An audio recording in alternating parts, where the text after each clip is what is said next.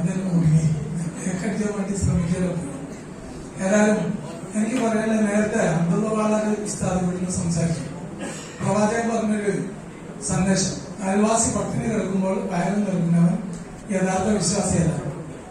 ഈ സന്ദേശം നമ്മളൊക്കെ നേരത്തെ പഠിച്ചതാണ്. ഞാൻ മുമ്പ് ഒരു മദ്രസയിലായിരുന്നു, ഒരു 35 കൊല്ലം മദ്രസ ജോലി ആയിരുന്നു. കൊറോണ വന്ന സമയത്ത് ശമ്പളം വെട്ടിച്ചിരിക്കുകയോ ജോലി ഇല്ലാതെ പുരയിലിങ്ങനെ അട്ടം നോക്കി ഇട്ടിരിക്കുന്ന സമയത്താണ് എന്റെ മകളിലൂടെ ഈ ബിസിനസ് വരുന്നത്. അപ്പൊ ഇത്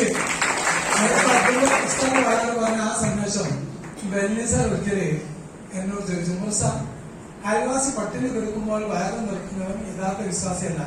പ്രവാചകൻ അത് മാത്രമായിരിക്കും കാര്യം, അങ്ങനെ ഉണ്ടാവും. അപ്പൊ അങ്ങനെ കാര്യം ഉണ്ടാവില്ല. അപ്പൊ പിന്നെ അയൽവാസി പല്ലുവേദന ആവുന്ന സമയത്ത്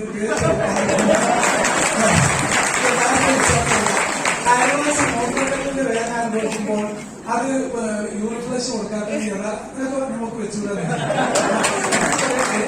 പട്ടിക എടുക്കാൻ മാത്രമല്ല, അയൽവാസി നമുക്ക് എക്കൂടുതൽ വരുമാനം വരുമ്പോ അയൽവാസിക്ക് വരുമാനം വരുത്താത്തവന് എന്തല്ല യഥാർത്ഥ വിശ്വാസമാണ്. ഇത് ശരിയാണ്, 100% ശരിയാണെന്ന് എല്ലാവരും സമ്മതിക്കുന്നത്.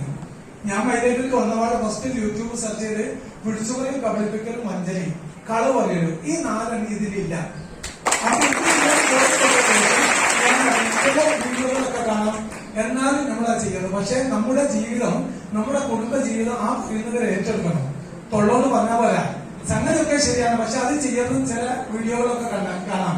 പക്ഷെ പിന്നെ എന്ത് ചെയ്യും? നമ്മളെ കുടുംബത്തിന് പോറ്റണ്ടേ? ഈ പറയുന്ന ആളുകൾ നമ്മളെ കുടുംബത്തെ പോറ്റുമോ?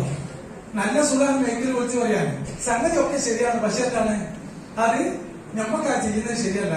അവരോട് പറയാതെ ഇത് പഠിക്കാൻ നിങ്ങൾ ഞങ്ങളിപ്പോ കൂടിച്ച് ഇത് ജനങ്ങളിലേക്ക് എത്തിക്കുക, ജനങ്ങളിലേക്ക് വരുമാനം എത്തിക്കുക എന്ന് മാത്രം പറഞ്ഞുകൊണ്ട് ഞാൻ അവസാനിക്കുന്നത്.